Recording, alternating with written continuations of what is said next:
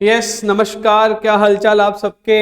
एक बार फिर से स्वागत है आप लोगों का setting up of business entity and इसके साथ साथ industrial labour law SBILL subject में। आज हम लोग अपने लेक्चर को पिछले लेक्चर से आगे बढ़ाते हुए next part of the video की तरफ चलते हैं, जहां पर हमने पहले पढ़ा था फॉर्म्स ऑफ बिजनेस ऑर्गेनाइजेशन में सोल प्रोप्राइटरशिप क्या होता है। मैंने ये चैप्टर शुरू करने से पहले आप लोगों को क्या क्या बातें बताई थी, एक बार मैं रिकॉल कर लेता हूं। सबसे पहले we have discussed about what is the meaning of, I repeat, what is the meaning of forms of business organisation. मैंने आप लोगों को बताया था कि फॉर्म्स ऑफ बिजनेस ऑर्गेनाइजेशन में various kind of business organisations होते हैं, जैसे sole proprietor, partnership, HUF company and so on. इसमें से आपको कौन सा वाला बिजनेस करना है, ये बात आपको डिसाइड करने से पहले सोचना होगा कि मैं क्या चाहता हूं, मेरा बिजनेस में ओनरशिप किस तरह का रहना चाहिए, मेरी पर्सनल लायबिलिटी क्या रहेगी, मेरा ओवरऑल राइट्स एंड लायबिलिटी कैसा रहेगा, मेरा जो डिसीजन है लॉन्ग टर्म इंप्लीकेशन के लिए कैसा ठीक रहेगा, मतलब कि मुझे मामा जी बनना है कि मामा जी का बेटा बनना है। All these are things which we have to decide. All these are things which we have to decide before starting any kind of business organization.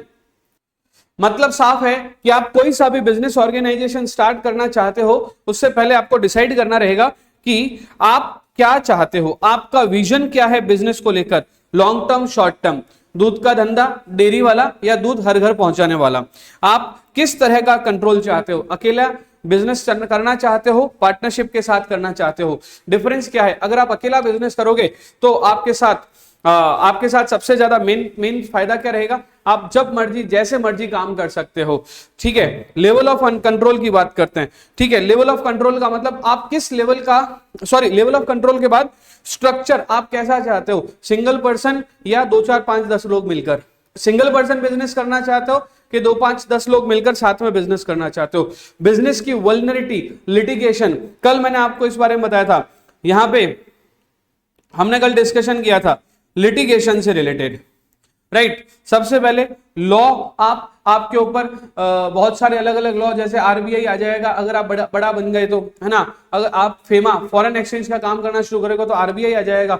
अगर आप क्या बोलते हैं इसको, शेयर बाजार से पैसा लेना शुरू करोगे, आप शेयर्स वगैरह पैसा लेना शुरू करोगे तो आपके ऊपर सेबी आ जाएगा, है ना। कंपनी ओपन करते हो, आपके ऊपर MCA, रजिस्ट्रार ऑफ कंपनी आपके ऊपर आ जाएगा। ये सारे के सारे कानून, कंपनीज एक्ट, सेबी एक्ट आपको फॉलो करने पड़ेंगे if you are a big giant, if you are a big businessman. बजाय इसके आप छोटे से व्यापारी हो, जहां पर आप बहुत ज्यादा टेंशन नहीं ले रहे हो, जहां पर आपने एक छोटी सी दुकान लगाई है, जहां पे 10-20 लाख का माल भरा है, माल भर के उसका शटर लगाया, लॉक किया, आप अपनी मस्ती में मस्त, किसी भी तरह का कानून आपके ऊपर फॉलो नहीं होगा।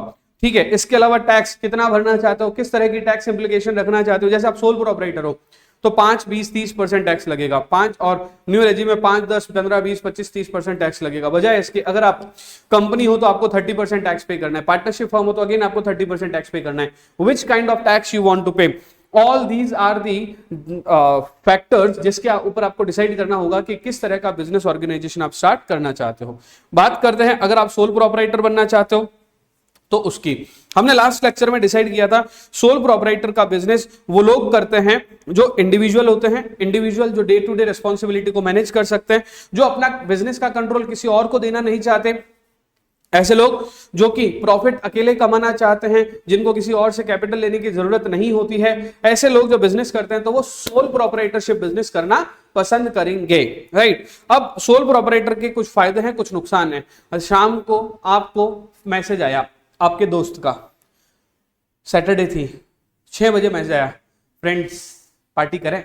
आपने कहा चलो, आपने शाम को पार्टी करी। यहां पे पार्टी करने का मतलब समझना, राइट। यहां पे पार्टी करने का मतलब समझना, आप दोस्तों के साथ हो, खाए पिए, मस्त एकदम एंजॉय किया। अभी आप घर पे जाके सो गए क्योंकि रात को 2:30 बज गए थे, खाते खाते और पीते पीते, है ना। पीने का मतलब यहाँ पे shakes, juices and all these things, take cold drink only. तो आप 2 बजे सोए, क्योंकि आप 2 बजे सोए, अब रुको, मैसेज कितने बजे आया था, शाम को 6 बजे।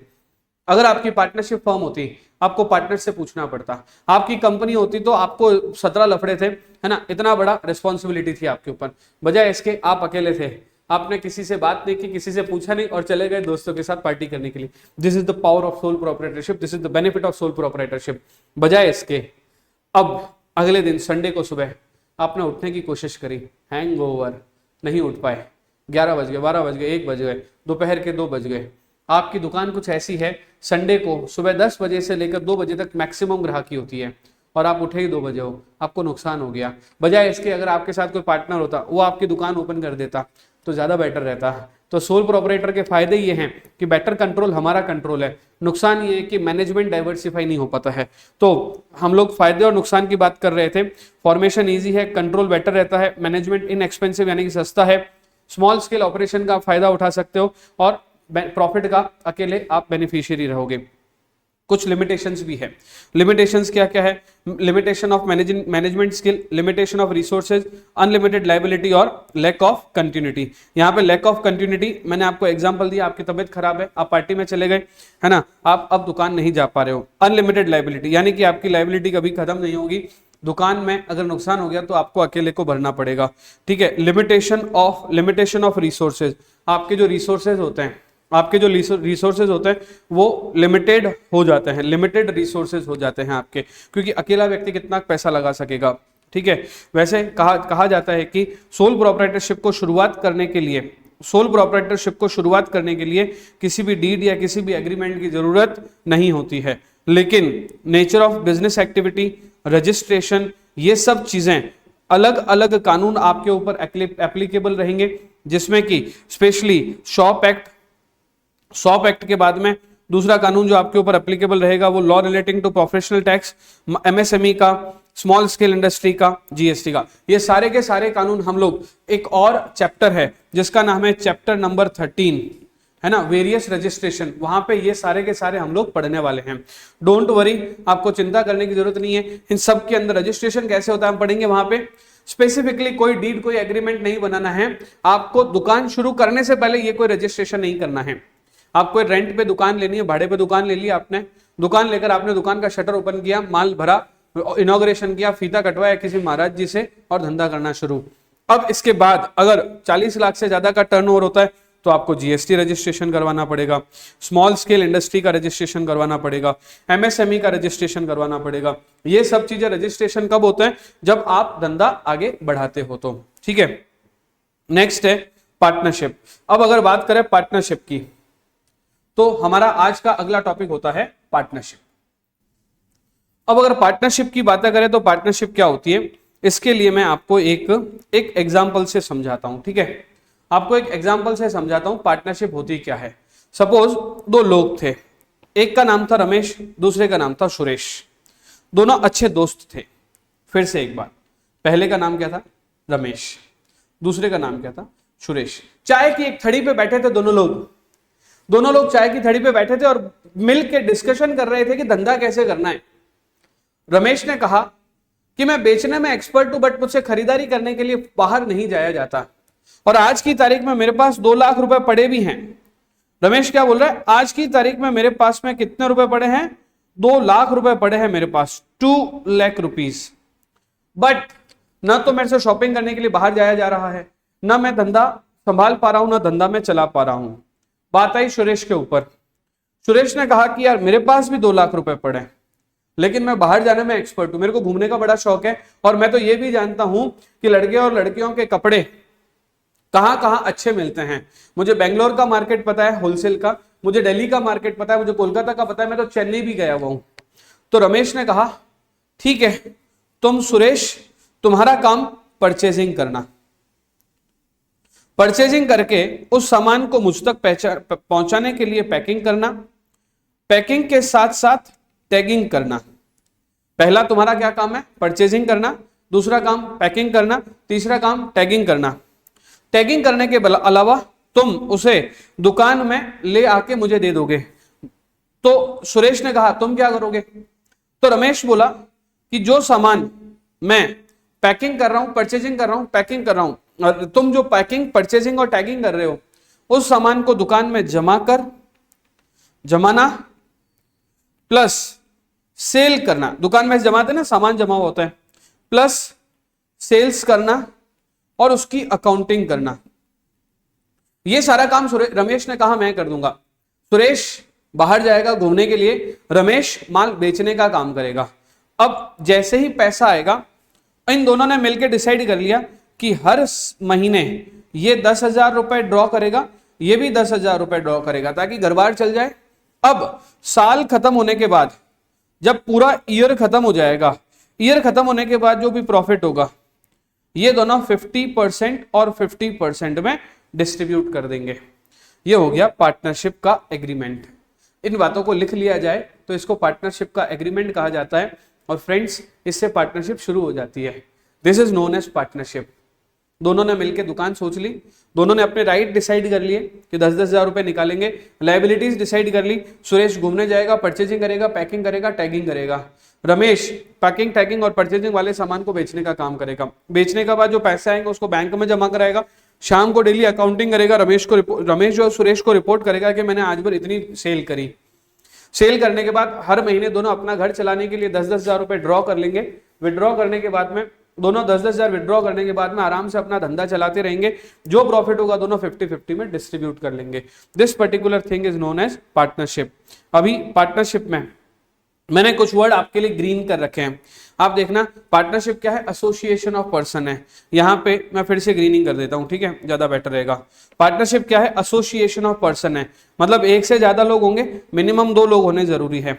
तो पहली बात क्या होगी? It is association of person. ये लोग अपने फाइनेंशियल रिसोर्सेज के साथ आते हैं। 2-2 लाख रुपए फाइनेंशियल रिसोर्सेज का मतलब क्या हो गया?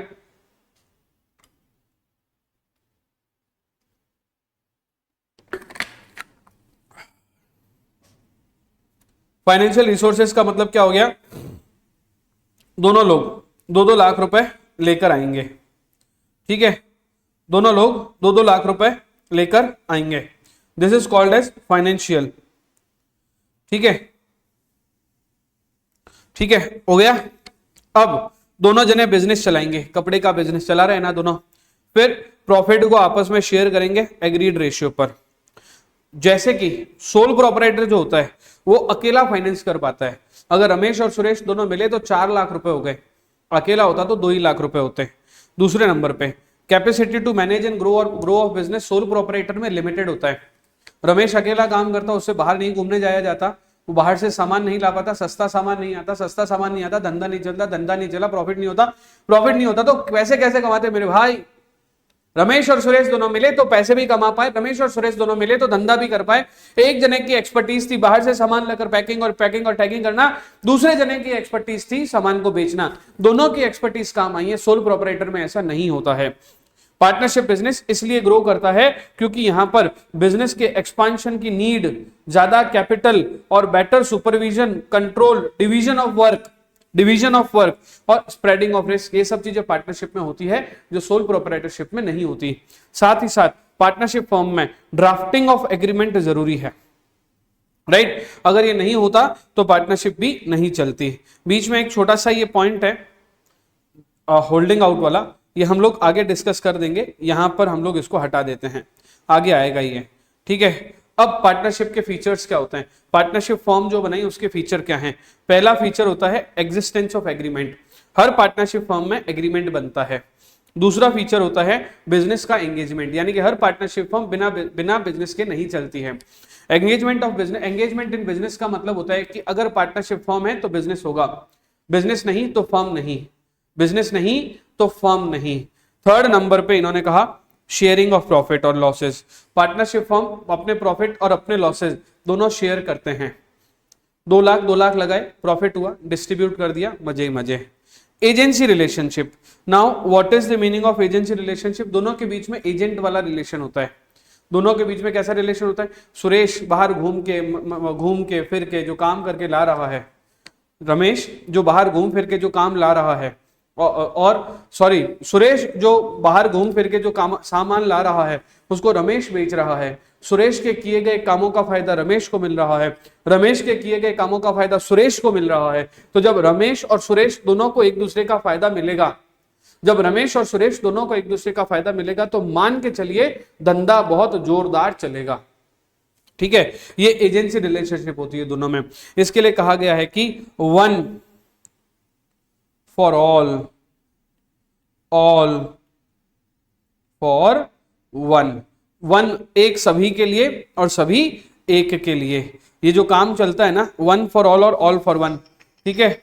उसके बाद इसने कहा अनलिमिटेड लाइबिलिटी, इनकी लाइबिलिटी क्या होती है? अनलिमिटेड। इनकी लाइबिलिटी क्या होती है? अनलिमिटेड। मान लीजिए दो लोग थे बिजनेस में, लॉस हो गया, दोनों जने अपने लॉस को डिस्ट्रीब्यूट कर सकते हैं, दोनों जने अपने लॉस को डिस्ट्रीब्यूट कर सकते हैं, लेकिन लाइबिलिटी अनलिमिटेड रहेगी। मान लीजिए रमेश एंड सुरेश के एंटरप्राइजेस को अगर 5 लाख का नुकसान हो जाए तो 2.5 लाख रुपए रमेश को अपने घर से लाने होंगे, 2.5 लाख रुपए सुरेश को अपने घर से लाने होंगे, और 5 करोड़ का नुकसान हो जाए तो 2.5 करोड़ रुपए रमेश को अपने घर से लाने होंगे एंड 2.5 करोड़ रुपए ही सुरेश को अपने घर से लाने होंगे। This is what unlimited liability means is। अब बात करते हैं अगले फीचर की, कॉमन मैनेजमेंट। पार्टनरशिप फर्म का सबसे बढ़िया जो फीचर होता है ना, वो होता है कॉमन मैनेजमेंट। रमेश और सुरेश दोनों मिलकर धंधे को चला रहे थे। रमेश एक काम कर रहा था परचेज मैनेजमेंट, सुरेश रमेश कर रहा था सेल्स मैनेजमेंट, सुरेश कर रहा था परचेज मैनेजमेंट। लेकिन जो रमेश काम कर रहा था वो सबके लिए था, सुरेश जो काम कर रहा था सबके लिए था। कॉमन मैनेजमेंट भी होता है, पार्टनर्स एक दूसरे के काम में हेल्प भी करते हैं और पार्टनर्स मैनेजर भी होते हैं। इसको क्या कहा जाता है? Common management. It is necessary for all partners to participate in day to day activities of the business, but they are entitled to participate even if partnership business is run by some partners। मान लीजिए कि रमेश और सुरेश दोनों अपना अपना काम कर रहे थे। एक बार रमेश के पीठ में दर्द हो गया, ठीक है, अब वो सेल्स कर पाएगा क्या? दुकान बैठ पाएगा? तो नहीं बैठ पाएगा, बैक पेन होना शुरू हो गया। अब कौन बैठेगा? सुरेश को आना पड़ेगा, दुकान में बैठना पड़ेगा। वैसे सुरेश का काम था क्या? नहीं, बट क्योंकि बिजनेस के दोनों ओनर हैं, एक दूसरे की मदद करके बिजनेस को चलाते हैं। This is the feature of partnership firm, ठीक है। इसके बाद इसने कहा restriction on transferability of share. मुझे बताओ दो पार्टनर कौन है? रमेश और सुरेश। क्या सुरेश अपना पार्टनरशिप फर्म का हिस्सा किसी थर्ड पार्टी तिलक को बेच सकता है क्या? सुरेश अपना हिस्सा तिलक को नहीं बेच सकता बिना रमेश से पूछे। रमेश और सुरेश दो पार्टनर है, दो ही रहेंगे, दोनों मिलकर किसी तीसरे पार्टनर को ऐड कर सकते हैं, लेकिन जब तक सब पार्टनर की इच्छाएं पूरी नहीं होती, कंसेंट नहीं आती, एक्सेप्टेंस नहीं आती, तब तक ये तीसरे पार्टनर को ऐड नहीं कर सकते। अगली बात आती है रजिस्ट्रेशन की। पार्टनरशिप फर्म का रजिस्ट्रेशन करवाना जरूरी नहीं है। अगली बात आती है ड्यूरेशन की। ड्यूरेशन के आधार पर ही तो पार्टनरशिप डिसाइड होती है मेरे दोस्त। पार्टनरशिप के 3 टाइप होते हैं। ड्यूरेशन के आधार पर पार्टनरशिप के 3 टाइप होते हैं। पहला होता है पार्टनरशिप एट विल, जब तक है जान, जब तक है जान, मैं पार्टनर हूं, मैं पार्टनर हूं, मैं पार्टनर हूं। इसका मतलब क्या हुआ? रमेश और सुरेश ने दोनों ने मिलकर पार्टनरशिप फर्म चलाई है। न तो रमेश ने कहा है कि पार्टनरशिप फर्म कितने टाइम तक रहेगी, न तो सुरेश ने कहा है कि पार्टनरशिप फर्म कितने टाइम तक रहेगी। रमेश और सुरेश पार्टनर थे, पार्टनर है, पार्टनर रहेंगे। अगर इस तरह की पार्टनरशिप फर्म है तो इसे कहा जाता है पार्टनरशिप एट विल। तो आइए समझते हैं। Such partnership exist on the will of partner, that is it can be brought to an end whenever any partner gives notice of this his intention to do so। जब भी कभी ऐसा लगता है, it can be brought to an end, it can be brought to an end wherever any partner gives notice of his intention to do so। Clear है? Okay. अब अगला है particular partnership. Particular partnership is formed for undertaking a particular venture. एक किसी particular venture को चलाने के लिए, पर्टिकुलर बिजनेस को चलाने के लिए, पर्टिकुलर वेंचर को चलाने के लिए अगर कोई पार्टनरशिप है तो पर्टिकुलर पार्टनरशिप होगी। सर एक बार दोनों में फर्क समझाओ ना। रमेश और सुरेश ने मिलकर डिसाइड किया था कि कितने टाइम तक पार्टनर रहेंगे, या फिर उन्होंने डिसाइड किया था क्या कि जब तक माल ना बिके जब तक हम पार्टनर रहेंगे? उन्होंने क्या बोला? माल गुड्स लाएंगे, गुड्स बेचेंगे, गुड्स लाएंगे, गुड्स बेचेंगे, धंधा करते रहेंगे। This is a partnership at will. जब तक पार्टनरशिप चलती रहेगी तब तक चलती रहेगी, कोई रोक नहीं सकता। ठीक है, ठीक है। इसका मतलब जब तक दोनों पार्टनर का बिजनेस बंद करने का मन नहीं हो तब तक पार्टनरशिप चल रही है, वो पार्टनरशिप एट विल होती है। बट पर्टिकुलर पार्टनरशिप, जो काम चल रहा है उस काम खत्म, पार्टनरशिप खत्म। जैसे रमेश और सुरेश को हटा देते हैं, अब दो नए नाम लाता हूं मैं, राम और श्याम। राम और श्याम ने मिलकर सोचा कि हम लोग रक्षाबंधन के टाइम पर राखी की दुकान लगाएंगे और वही राखियां फ्रेंडशिप डे के टाइम पे फ्रेंडशिप बेल्ट के नाम पे बेच देंगे, और 15 अगस्त को वही राखियां हम लोग और क्या बोलते हैं उसको, फौजियों को राखी बांधने के लिए 15 अगस्त को कई सारे लोग जाते हैं, तो उस वक्त हम अपनी दुकान लगा के राखियों को बेच देंगे। यानी कि राखी जो रक्षाबंधन पे राखी बांधते, राखी की दुकान लगाई कितने टाइम के लिए? कुछ समय के लिए दुकान लगाई, ठीक है, कुछ समय के लिए राखी की दुकान लगाई, बात खत्म। ये दुकान तब तक चलेगी जब तक राखियां हैं। 1 अगस्त को राखियां खरीदी इन्होंने, 10 अगस्त को, 1 अगस्त को राखियां खरीदी, 10 अगस्त को रक्षाबंधन था, 9 अगस्त को सारी राखियां बिक गई, है ही नहीं अब आपके पास, राखियां खत्म, तो दुकानदारी भी खत्म। इस तरह की पार्टनरशिप को, राम और श्याम के इस पार्टनरशिप को पर्टिकुलर पार्टनरशिप कहेंगे। सेकंड एग्जांपल, थर्ड है पार्टनरशिप फॉर फिक्स्ड ड्यूरेशन। ऐसा पार्टनरशिप फॉर्म जो किसी पर्टिकुलर ड्यूरेशन के लिए बनाया जाता है, ऐसा पार्टनरशिप फॉर्म जो किसी पर्टिकुलर ड्यूरेशन के लिए बनाया जाता है, उसे कहा जाता है पार्टनरशिप फॉर फिक्स्ड ड्यूरेशन। जैसे एक फर्म खुला और उन्होंने बोला कि हम लोग 2 साल के लिए फर्म खोलते हैं, एक फर्म खुला उन्होंने बोला हम 5 साल के लिए फर्म खोलते हैं। जब किसी पर्टिकुलर फिक्स्ड ड्यूरेशन के लिए पार्टनरशिप फर्म खोली जाती है तो मेरे दोस्तों उसे क्या कहा जाता है? Partnership for a fixed duration. Clear है? तो 3 तरह की पार्टनरशिप मैंने आप लोगों को बताई। पहला पार्टनरशिप एट विल, जहां पे पार्टनरशिप बंद होने का कोई आइडिया नहीं होता है।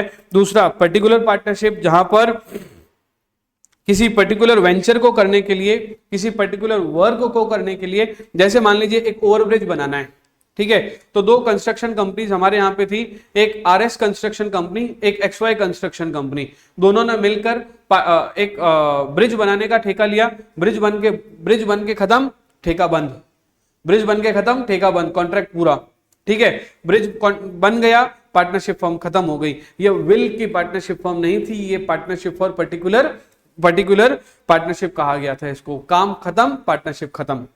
क्लियर है? और पार्टनरशिप फॉर फिक्स्ड ड्यूरेशन तो मैंने बता ही दिया, टाइमिंग के ऊपर होती है। अब हम लोग बात करते हैं टाइप्स ऑफ पार्टनर की। ये नॉमिनल पार्टनर है। 4 तरह के पार्टनर्स होते हैं, 4 तरह के पार्टनर्स होते हैं। एक्टिव पार्टनर, स्लीपिंग और डोरमेंट पार्टनर, और नॉमिनल पार्टनर, और partners by holding out.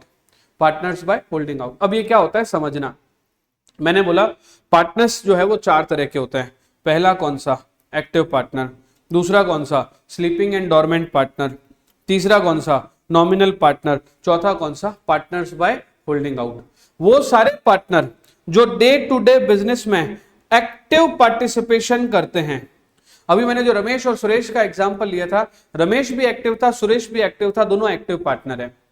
Sleeping partner या डोरमेंट पार्टनर वो लोग होते हैं who do not take active part in the management of business, who do not take active part in the management of business. ऐसे partner, such partner only contribute capital in the firm and are bound to activities of other partner. However, they share in profit and losses of the business. फिर से एक बार, sleeping partner या dormant partner वो partners होते हैं जो active participation नहीं करते हैं बिजनेस में। वो एक्टिव पार्टिसिपेशन बिजनेस में नहीं करते हैं, वो कैपिटल लगा दिया, पैसे लगा दिए, अब वो पार्टनरशिप फॉर्म में आपका सहयोग नहीं करेंगे। राम और श्याम 2 पार्टनर थे जिनका काम था माल खरीदना, गुड्स बेचना। एक व्यक्ति और भी था जिसका नाम था घनश्याम। घनश्याम ने कहा कि मैं 5-10 लाख रुपए लगा दूंगा, 5-10 लाख रुपए तुम ले लो, 5-10 लाख रुपए मैं लगा दूंगा, 5-10 लाख रुपए तुम ले लो। मैं धंधे में देखने के लिए भी नहीं आऊंगा कि क्या काम चल रहा है। घनश्याम स्लीपिंग पार्टनर है, उसको सिर्फ और सिर्फ अपने प्रॉफिट से मतलब है। उसने कैपिटल लगा दी, अब प्रॉफिट लेने के लिए आ जाएगा। तो ऐसा पार्टनर जो किसके लिए होता है? जो होता है सिर्फ और सिर्फ ऐसे वक्त में काम आता है जब पैसे चाहिए, वो धंधे में एक्टिव पार्टिसिपेशन नहीं करता है, उसको स्लीपिंग पार्टनर कहते हैं। फिर आता है अदर्स। अदर्स का मतलब क्या है? अदर्स का मतलब अदर्स में पहला है नॉमिनल पार्टनर। अभी नॉमिनल पार्टनर कौन होता है? ठीक है, एक बैट बनाने वाली कंपनी है, बैट, ठीक है, बैट बनाने वाली कंपनी है। सचिन तेंदुलकर के पास में गई और सचिन तेंदुलकर को बोला कि तुम्हें हर बैट पर अपने साइन करके हमें देना है, साइन तो एक बार करके दे दो, हम लोग उस पर छाप देंगे और तुम्हें जनता के सामने आके बोलना है कि मैं इस बैट बनाने वाली कंपनी का पार्टनर हूं। सचिन ने कहा ठीक है, मुझे क्या मिलेगा? तो सचिन को बोला कि हर बैट बिकने पर तुम्हें 20% मिलेगा। टोटल मिला के 1 करोड़ की सेल हुई। कितनी सेल हुई? 1 करोड़ की। 1 करोड़ की सेल का 20%, मान लीजिए 20% सचिन का है सपोज, ठीक है, सचिन का मान लीजिए 20% है, तो 1 करोड़ की सेल का सचिन को कितना मिल गया? 20 लाख। क्या सचिन ने कोई काम किया? नहीं, सचिन का सिर्फ नाम आया था। तो जब कभी किसी व्यक्ति के ब्रांड और नेम और शेक की वजह से उसको पैसे मिलते हैं तो ऐसे पार्टनर को कौन सा पार्टनर कहा जाता है? Nominal partner. जल्दी से पढ़ लीजिए। Are those who do not interest in the business but lend their name. वो सिर्फ अपना क्या देते हैं? वो सिर्फ अपना नाम देते हैं। They just lend their name, nothing more than that. ऐसे पार्टनर्स को कौन सा पार्टनर कहा जाता है? Nominal partner. They do not make any capital contribution. वो कैपिटल कॉन्ट्रीब्यूशन में सहयोग नहीं करते हैं। नेक्स्ट है पार्टनर्स बाय होल्डिंग आउट। मजा आता है ये पढ़ाने में मुझे। क्या होता है? इधर देखिए एक बार,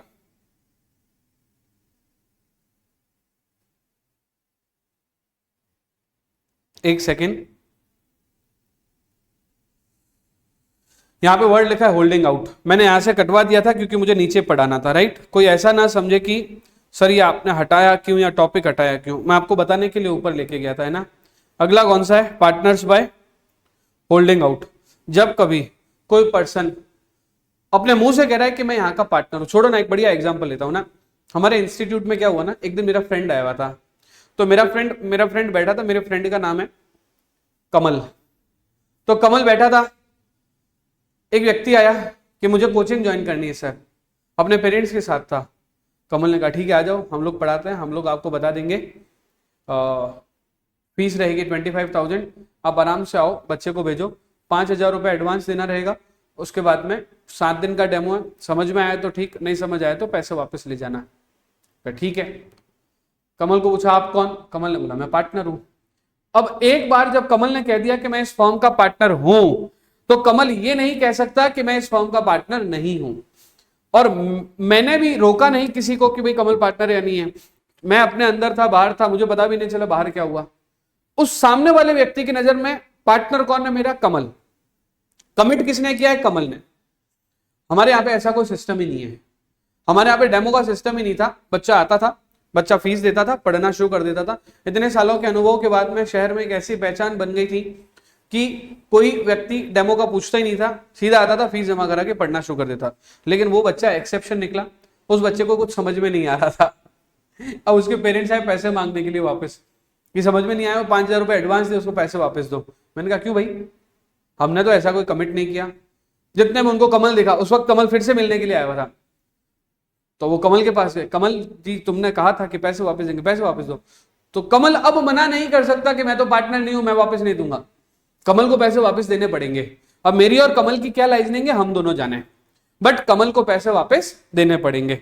this is called as partners by holding out. इसको पढ़ के समझते हैं। अगर कोई person, if any person by his word और conduct hold out to another that he is partner. Kamal एक बच्चे के पेरेंट्स को पार्टनर बता रहा है। When any person is hold out that he is partner, अब रुक जाओ, इसके बाद पॉज है। ही विल बी प्रिवेंटेड, अब उसे रोका जाएगा, फ्रॉम डिनाइंग दैट, मना करने से, he is not a partner. मैं पूरी लाइन को बोलता हूं। अगर कोई व्यक्ति अपने मुंह से, अपने कंडक्ट से अपने आप को पार्टनर बताता है, तो अब वो पार्टनर नहीं है ऐसा कहने से रोका जाएगा। मतलब वो पार्टनर होल्डिंग आउट हो चुका है, he is hold out as a partner. This particular thing is known as partners by holding out. और वो व्यक्ति थर्ड पार्टी के लिए लाइबल भी रहेगा। वो व्यक्ति थर्ड पार्टी के लिए लाइबल भी रहेगा। नेक्स्ट है माइनर पार्टनर। अगला कौन सा हो गया? Minor partner. Minor can not be partner according to Indian contract act. Yes, हम लोगों ने इंडियन कॉन्ट्रैक्ट एक्ट बचपन में पढ़ा था जब आप CSET में थे। आपने पढ़ा था कि माइनर कभी पार्टनर नहीं बन सकता है। लेकिन पार्टनरशिप एक्ट कहता है कि आप बन तो सकते हो लेकिन आपके ऊपर कोई लाइबिलिटी चार्ज नहीं होगी। मतलब as per partnership act can you become partner? Yes, but क्या आपके ऊपर कोई लाइबिलिटी होगी? No. As per partnership act क्या आप पार्टनर बन सकते हो? यस। क्या ऊपर कोई लाइबिलिटी होगी? नहीं।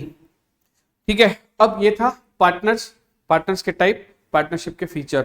अभी हमने कौन कौन से क्वेश्चन इस चैप्टर में डिस्कशन किए हैं, एक बार मैं आपको फिर से रिकॉल कर देता हूं, क्योंकि ये चैप्टर क्या एकदम बेसिक चैप्टर होता है ना, तो बड़े फास्ट पढ़ा देते हैं हम लोग, है ना। और ये चैप्टर उठाने का रीजन भी यही है, कई लोग मुझसे पूछते हैं कि सर ये चैप्टर 7 नंबर है, आप बीच में से चैप्टर क्यों स्टार्ट कर रहे हो? आपको याद होगा हमने बताया था दो तरह की बातें हैं, एक तो कॉर्पोरेट और एक नॉन कॉर्पोरेट। आपने कंपनीज एक्ट विकास सर से पढ़ना शुरू कर दिया होगा, अगर आपने कंपनीज एक्ट भी हमसे ही परचेस किया है तो, या जीरो फीस वाले स्टूडेंट है तो कॉर्पोरेट से रिलेटेड विकास सर ने बातें शुरू कर दी, तो नॉन कॉर्पोरेट से रिलेटेड बातें मैं शुरू कर रहा हूं। नॉन कॉर्पोरेट से रिलेटेड यहां पे जब मैं बात बता रहा हूं आपको, तो चैप्टर नंबर 7 से ही बात शुरू होगी, क्योंकि सोल प्रोपराइटर, पार्टनरशिप, एचयूएफ सबके फीचर्स यही लिखे हैं। सर आपने 4th चैप्टर यानी कि स्टार्टअप क्यों नहीं शुरू किया? अरे भैया धंधा शुरू करने से, धंधा शुरू करेंगे ना, उसका कोई मोड डिसाइड होगा तभी तो स्टार्टअप रजिस्ट्रेशन होगा। धंधा शुरू करेंगे सोल प्रोपराइटर, पार्टनरशिप, उन्हीं का ही तो एमएसएमई में रजिस्ट्रेशन होगा, जो आपका और नेक्स्ट चैप्टर है। तो कहने का मतलब हो गया ये आपका फर्स्ट चैप्टर, बेसिक चैप्टर होना ही चाहिए था, है ना। तो इसीलिए हमने यहां से अपना बिजनेस चैप्टर शुरू किया है। जब हम यहां से चैप्टर शुरू करते हैं तो अब हम यहां से लेके जा सकते हैं आपको किसी भी चैप्टर में। तो दिस इज बेसिक चैप्टर, जिसलिए हमने non modes of business organisation हमने स्टार्ट किया है। अभी आगे समझना आप लोग। इसके बाद हमने आपको फीचर्स ऑफ पार्टनरशिप बताए, है ना। पहले पार्टनरशिप का मतलब बताया, एग्रीमेंट का मतलब बताया, फीचर्स बताए। उसके बाद हम लोगों ने टाइप्स डिस्कशन किया, हमने पार्टनरशिप के टाइप भी सीखे, पार्टनर के टाइप भी सीखे। अब हम देख रहे हैं कि पार्टनरशिप के फायदे क्या क्या हैं। इसमें मैं आपको ज्यादा लोड नहीं दूंगा, फटाफट चलाऊंगा, क्योंकि मैं बता भी चुका हूं फॉर्मेशन करना इजी है, कंपनी का टफ है। इजी किससे? कंपनी से। ठीक है, वेरी इजी टू फॉर्म। ठीक है, सिर्फ एग्रीमेंट बनाना है, पार्टनरशिप फॉर्म शुरू। पूलिंग ऑफ फाइनेंशियल रिसोर्सेज, अकेला व्यक्ति होता है ना 2 ही लाख रुपए ला पाता, 4 लाख की जरूरत थी, 2 लोग मिलकर ले आ गए, इसीलिए क्या कहा गया है? Pooling of financial resources. तीसरा फायदा क्या है? मैनेजरियल स्किल, रमेश के पास अलग थी, सुरेश के पास अलग थी, दोनों मिलकर धंधे को आराम से आगे बढ़ा सकते हैं, इसीलिए कहा गया है कि मैनेजरियल स्किल। उसके बाद में बैलेंस्ड बिजनेस डिसीजन, आपके बिजनेस डिसीजन बैलेंस रहते हैं, आपके बिजनेस डिसीजन बैलेंस रहते हैं पार्टनरशिप फॉर्म के अंदर। रिस्क शेयर हो जाती है, मान लीजिए सोल प्रोपराइटर होता और लॉस हो जाता 10 लाख का, अकेले को बियर करना पड़ेगा। 4 पार्टनर मिलके स्टार्ट किए हो तो एक जने को 2.5 लाख ही आएगा, 2,50,000 ही आएगा। दैट इज रिस्क कम रहती है, क्योंकि पार्टनरशिप फॉर्म में हम अपने अकाउंट पब्लिकली नहीं शो करते हैं, क्योंकि रजिस्ट्रार ऑफ कंपनी में हर कंपनी की सारी डिटेल अवेलेबल है। मतलब आपको किसी भी कंपनी का प्रॉफिट जानना है, गूगल सर्च करो आपको मिल जाएगा। आपको बुक्स ऑफ अकाउंट देखने, गूगल सर्च करो मिल जाएगा। पार्टनरशिप फॉर्म में ऐसा कभी नहीं होता, आपकी प्राइवेसी रहती है, बिजनेस की प्राइवेसी रहती है। जो बिजनेस में सिग्निफिकेंट डिसीजन है, जो बिजनेस का कोई भी तरह का सीक्रेट लीक नहीं होता है। Division of work, partnership form में रमेश और सुरेश, एक इतना मस्त एग्जांपल हो गया, पूरा चैप्टर हो रहा है पता है। रमेश और सुरेश ने अपना अपना काम डिस्ट्रीब्यूट कर दिया, डिवाइड कर दिया, डिवीजन कर दिया। तो जब काम का डिवीजन हो जाता है तो हम आराम से काम चला सकते हैं। सेकंड है, नेक्स्ट पार्ट है लिमिटेशन। एक बार फिर से रिपीट कर देता हूं कि पार्टनरशिप के बेनिफिट्स क्या क्या हैं। फॉर्मेशन करना इजी है, फाइनेंशियल रिसोर्सेज, 2 लोग 4 लोग मिलकर पैसे ले आते हैं। मैनेजमेंट स्किल आप लोगों की सबकी साथ में काम आती है, ज्यादा लोग काम करेंगे, ज्यादा लोग अच्छे से धंधा कर पाएंगे। एक का काम माल खरीदने में अच्छा है, एक का काम बेचना है, तो और बिजनेस डिसीजन भी बैलेंस रहते हैं क्योंकि मिलके काम कर लेते हैं। रिस्क शेयर हो जाती है, धंधे में प्राइवेसी रहती है और काम का बंटवारा हो जाता है। These are the merits. अब बात करते हैं कि डीमेरिट्स की। सबसे पहला अनसर्टेनिटी ऑफ एग्जिस्टेंस। ठीक है, पार्टनरशिप फॉर्म बड़ी अनसर्टेन रहती है। 2 लोग मिलकर काम करना शुरू किए थे, एक जने ने बोला कि नहीं अब तो मेरे से काम नहीं होगा, रिटायर हो रहा हूं मैं, पार्टनरशिप फॉर्म ही बंद हो जाएगी। 2 लोग में से एक व्यक्ति की डेथ हो जाए तो फॉर्म ही बंद हो जाएगी। बैंक करप्सी की भी रिस्क रहती है क्योंकि यहाँ पे अनलिमिटेड लाइबिलिटी है। ल्यूनेसी, पागल हो जाए, कोई व्यक्ति पागल हो जाए, बोले क्या क्या पढ़ा रहे हो सर। हाँ, अगर कोई 2 पार्टनर में से एक व्यक्ति पागल हो जाए तो पार्टनर रह ही नहीं सकता है, as per act, as per law. ठीक है, लाइबिलिटी क्या रहती है? अनलिमिटेड। ठीक है, डिसहार्मोनी की रिस्क रहती है, डिसहार्मोनी की रिस्क रहती है। पार्टनरशिप फॉर्म से विड्रॉ होना बहुत मुश्किल है। आप विड्रॉ सॉरी पहले डिसहार्मोनी का मतलब क्या हुआ? रमेश और सुरेश ने मिलकर काम करना शुरू किया। सुरेश बाहर घूमने जा रहा था, रमेश माल बेचने वाला था। अभी सुरेश बाहर घूमने जा रहा था और रमेश को पता चला कि गोवा में भी आजकल सस्ते कपड़े मिलते हैं। रमेश ने कहा कि गोवा जाना है तो कपड़े खरीदने मैं जाऊंगा। सुरेश बोले अच्छा ठीक है, दिल्ली की गर्मी में मैं जाऊं, गोवा की बारिश में तू जाएगा क्यों भैया? तो ये झगड़ा हो सकता है ना। तो ऐसे झगड़े और डिसहार्मोनी हो सकती है। रमेश ऐसा भी कह सकता है तू तो यार घूमता रहता है, मेरे को रोज दुकान में बैठना पड़ता है ना। अगेन डिसहार्मोनी हो गई। तो कई बार ऐसा होता है कि हम लोग किसी डिसीजन पर कॉन्सेंसस में नहीं आ पाते, तो ये एक डिसहार्मोनी की प्रॉब्लम रहती है, क्योंकि डिसीजन इसमें यूनिनिमसली लेने होते हैं। सब अगर एक्सेप्ट ना करे तो हम लोग धंधा नहीं चला सकते। ऑल पार्टनर्स, अगर मान लीजिए 5 पार्टनर है, 5 पार्टनर है, पांचों के व्यू अलग अलग है, डिसीजन कैसे ले पाओगे आप पार्टनरशिप फर्म में?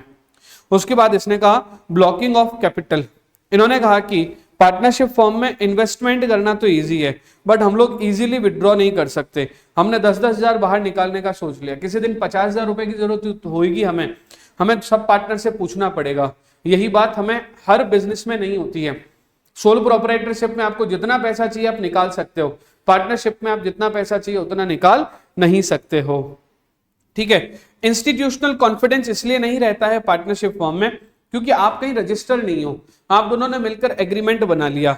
ठीक है। कई बार हम लोग रजिस्टर नहीं हो पाते हैं और एग्रीमेंट हमारा डिस्क्लोज्ड नहीं है, जनता के सामने नहीं है, तो कई बार बैंक वगैरह हम लोगों के ऊपर विश्वास नहीं कर सकती है।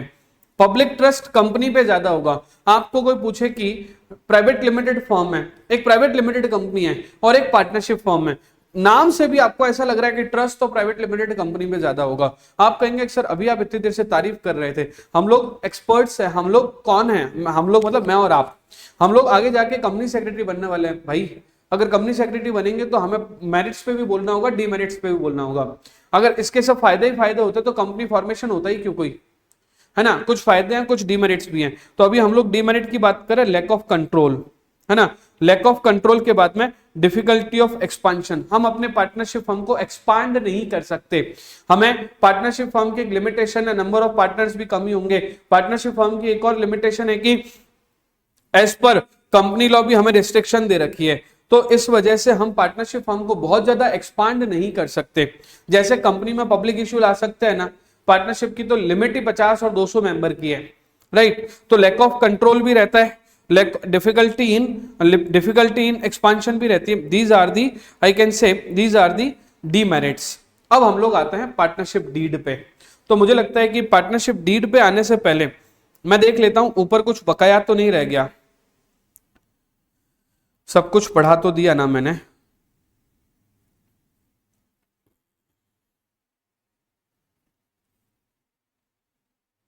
यस, यहां तक तो हमने, तो एक बार मैं मुझे लगता है कि आज काफी समय हो गया है मेरे को भी दोनों सब्जेक्ट को रिकॉर्ड करते हुए, तो एक बार थोड़ा सा ब्रेक ले लेता हूं। ये सब चीजें मैं चेक कर रहा हूं कि पीछे से मैंने कुछ छुड़वाया तो नहीं ना। हमने लिमिटेशंस पूरे पढ़ लिए। यस, तो आज के लिए बस इतना ही, है ना। अभी थोड़ा सा एक ब्रेक लेते हैं, ब्रेक के बाद में नया लेक्चर स्टार्ट करते हैं। Thank you so much, happy learnings.